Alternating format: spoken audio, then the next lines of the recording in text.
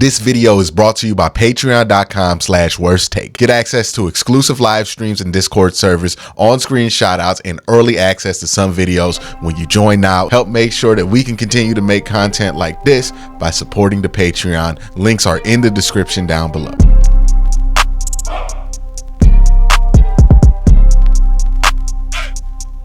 What's up and welcome to Hot Take Reactions, where I react to your hot takes. A ton of hot takes. I did some videos about Deshaun Watson. I was very interested what the response would be to some of this work, because it's more of my, like, sometimes I get in the off-season bag and I make videos that are a little bit higher concept, right? More stats-based, more about kind of connecting the stats that we talked about in one 25-minute video to the next 25-minute video. And I think that provides like some really good, thorough analysis. So I'm excited to see what some of these comments are. First video we're going to look at is, was Deshaun Watson's 2020 season overrated? In this comment section, I found out just how many of y'all be commenting before the video be done, because a lot of y'all was mad at me for calling the season overrated. The whole video is about why that season isn't overrated.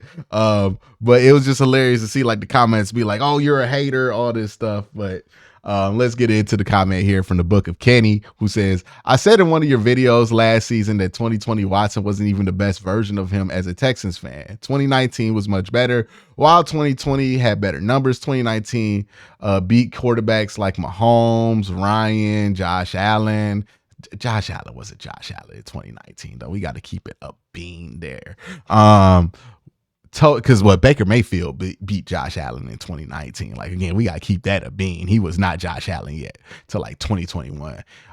He even went toe-to-toe with Drew Brees. You touched on how bad the 2020 Texans team was. That team was by far the worst team in Texans history. Watson had that team competing in all but 4 games: Chiefs, Ravens, Packers, Bears. 8 of his 12 losses came by 1 possession. If the Browns can get 2019 Watson, that version can go toe-to-toe with any quarterback in the league. And that's the version of Watson that the Browns need. So when I do videos like this, and I like to challenge myself during the offseason, right? Challenge some of the things that I've just assumed are true during the process of the football season. I want to challenge those ideas and see if they hold up to scrutiny. And this is one of those ideas that did not hold up to the statistical scrutiny I put it over, which is Deshaun Watson's 2019 season was better than 2020. If you watch me for a while, you know I've had that take. Doing the research for this video kind of put me in the opposite camp. Like, I don't think there's any way you could look at that 2019 season and say it was better. It probably felt better to watch as a Texans fan because you were in the mix and you were winning games. But if we're just looking at like the efficiency of that season, if we're looking at the tape of that season, if we're looking at like the technical work of that season, he was much better in 2020 than he was in 2019, which is good. He improved off 2019. Unfortunately for Deshaun Watson that year, he had one of the worst defenses you'll ever see and some of the worst supporting cast on offense that you'll ever see, outside of like 2 offensive linemen. So yeah, this is one of them videos where I went into it thinking one thing and, you know, the numbers changed my mind, and I'm always going to be open to the truth changing my mind, right? If I find data that tells me that I might have been wrong about an assumption I made, I hope I'm not too headstrong to go against that, right? I think that's one of the most important things that I continue to do that helps me create what is very good content for y'all, is that I don't get caught up in my ego so much that I'm not willing to change my mind when I'm presented, or when I even present myself with new evidence that tells me, hey, maybe you were wrong. Always willing to accept that I'm wrong as long as the work is there. And if the work is there, and that's what my take on the whole 2020-2019 thing was, I think I was wrong on that. I think the 2020 season is not just statistically more impressive, it's just more impressive than the 2019 season from a level of play standard. But Unfortunately for Deshaun Watson, it got completely wasted. It's one of the most wasted quarterback seasons you'll ever see in NFL history. The angry quad. All right, I don't know what that means. Dear fellow Browns fans, Watson does not need to throw for 4,000 yards for the Browns to be successful. If Deshaun Watson throws for 3,500 yards, 67% completion rate, 30 total touchdowns, pass and run, and has 10 or less turnovers and 25 or less sacks, the Cleveland Browns are in the AFC Championship game. See, here's my issue with this, because I get what you're doing and trying to say, just trying to make sure that people don't get so arbitrary about it. But when you like try to fight people getting arbitrary about statistical numbers by providing more statistical numbers you think Deshaun Watson should live up to, I think it kind of misses the point. Look, there's no statistical number alone that Deshaun Watson's going to hit other than wins that's going to really have a lot of sway in how people feel about the trade. And I know wins are not a quarterback stat, but if Deshaun Watson is playing well enough at quarterback and the Browns are winning games, they're going to associate him with those wins, which means that's going to be what moves people, right? Deshaun Watson could throw for 5,000 yards, 41 touchdowns, and the Browns could win 4 games in that span. And if he did that, we'd be mad. He could throw for 3,000 yards, 12 touchdowns, and 2 interceptions. But if the Browns went undefeated in that stretch, we wouldn't care about the trade. It's about the results.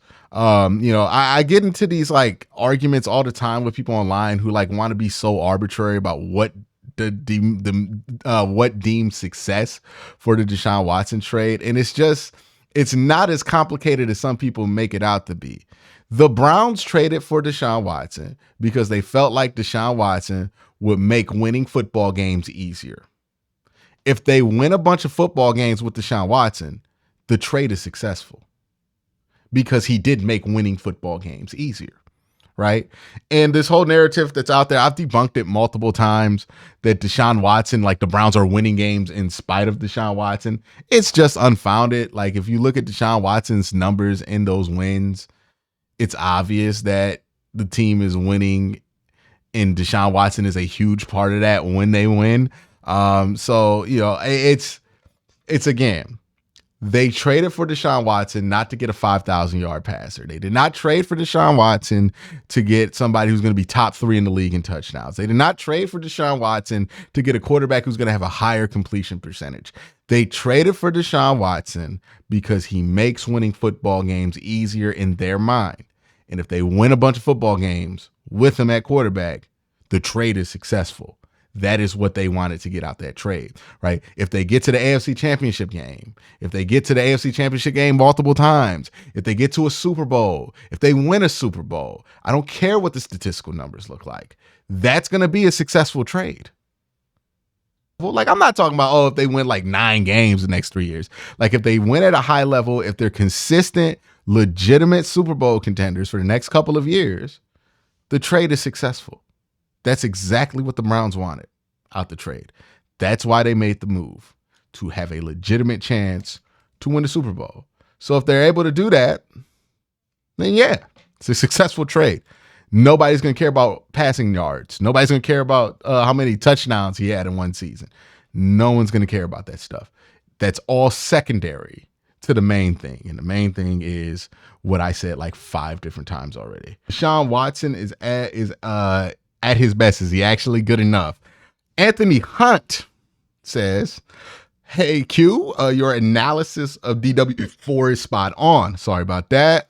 This year will be telling for him. You are also correct when you say that DW4 does not have to be elite. He only needs to be good to very good. If DW4 wins the North and we get a conference championship game, he'll be offered another contract for the Browns. Thank you, Q, for your common sense takes in 2024. And like, I don't love how it gets framed too. I don't want to frame it as the Browns only need Deshaun Watson to be so good, so he only will be so good. What I'm saying is, just to clarify what my point is the Browns aren't going to ask Deshaun Watson to play hero ball. The Browns aren't going to ask Deshaun Watson to go out there and try to get as many passing yards as possible or to throw for as many touchdowns as possible. That's not the job he's being tasked with. So judging his season by statistics, you have to kind of understand that context. The Browns are going to be a better football team if Deshaun Watson sacrifices some of those statistic opportunities to take care of the football, be less risky with the football, and make smart decisions and be very efficient. That's what would result in the Browns being the best team that they can be. Everybody has a role on the team. Sometimes it's the quarterback's job to put them points up because he's the only one that can do it. Sometimes the quarterback has to facilitate and take care of the ball. His role is going to be more of somebody who's going to facilitate and take care of the ball instead of being asked to be a volume scorer. So he's not going to put up crazy numbers like he did in 2020 because he was asked to be a volume scorer in that situation for Houston because that's what gave them a chance to win games. For the Browns, what gives them a chance to win games is their complete unit of a team, right? You want to make sure that you play a style of ball that does not stress your defense. You want to make sure you play a style of ball that utilizes your strengths in the run game.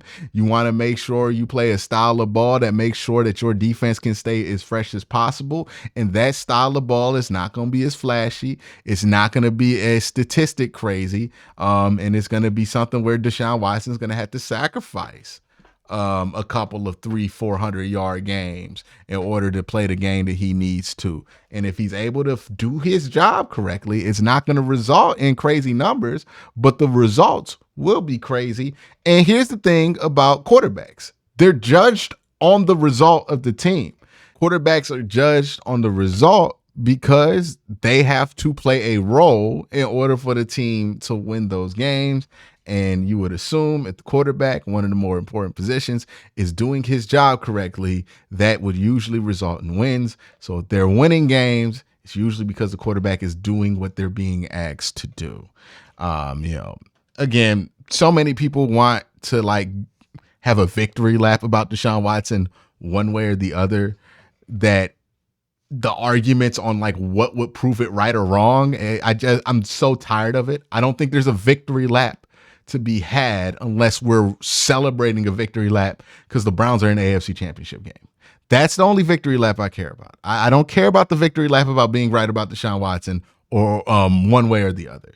The victory lap is the actual victory. But so many people are caught up in their own individual victory lap with Deshaun Watson that it just makes the whole discourse tired. I'm not saying that's you, by the way, Anthony Hunt.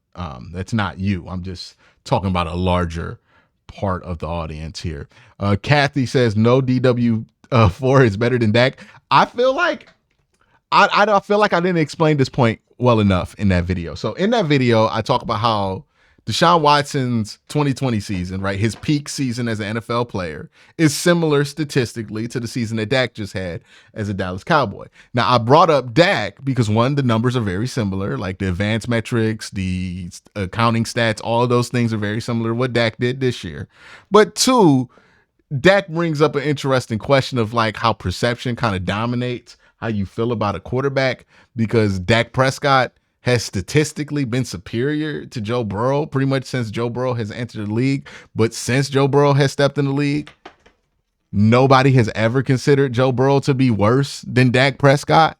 And that's partly because of our perception of Joe Burrow is that of a winner, and our perception of Dak Prescott is that of a loser. And I don't think that's invalid, right? Joe Burrow has that perception of a winner because he wins games. He's won in big moments.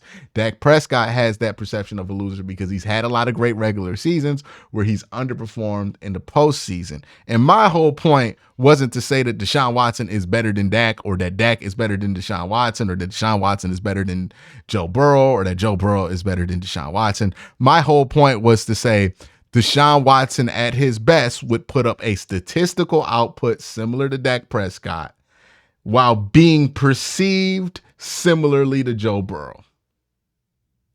That's all, right? The perception of Joe Burrow with the statistical output of Dak Prescott is the peak of what Deshaun Watson at his best would probably be. which is an MVP candidate and one of the best 4 quarterbacks in the NFL. That's all I was saying.